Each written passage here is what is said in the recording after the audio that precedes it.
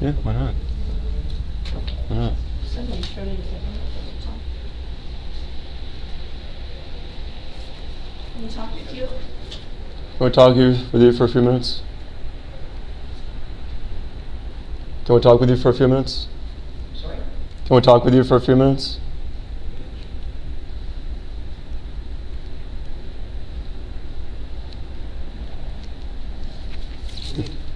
Here's something to look at.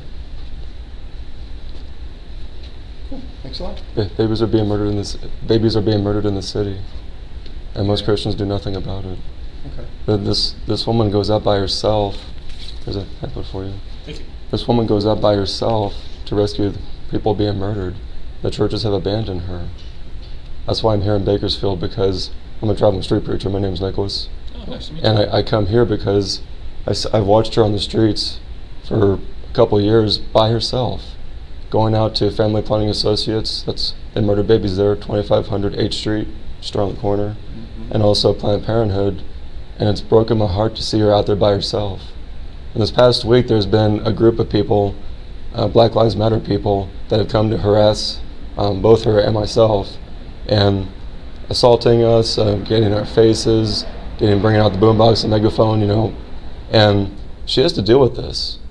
She's a mother in her mid-60s, and I'm going to be leaving the area here soon. She's going to have to deal with this by herself. I'm hoping I can find a man in one of the churches in this area that will join her. Well, we don't get into controversial issues so much, but we support you in your mission. No, you don't. If you stay away from, because the Bible does not call you to stay away from controversial issues. You're called to love your neighbor as yourself. Yeah. These babies are your neighbors. Probably you're going to need your own church to preach. So how's a Christian to ignore your neighbors being murdered? And like I said, if you want to preach, you probably need to find a church that you can preach in. So you never preach against abortion? We don't preach on controversial issues. We preach that people should love Jesus. But in their own way. But how can we be Christians when we ignore babies being murdered? We don't get into political topics. It's not political. It's loving your neighbor. It's beautiful. That's practicing the golden rule. I love that you are doing it.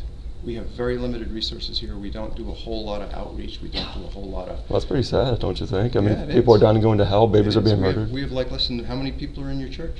What's that? How many people? You said you're a preacher. How many people are in your church? I don't have a church. I'm just a traveling street preacher. Got it. So I mean... I am part of the church. We are the church. Human beings, not a building. You don't have expenses. We do.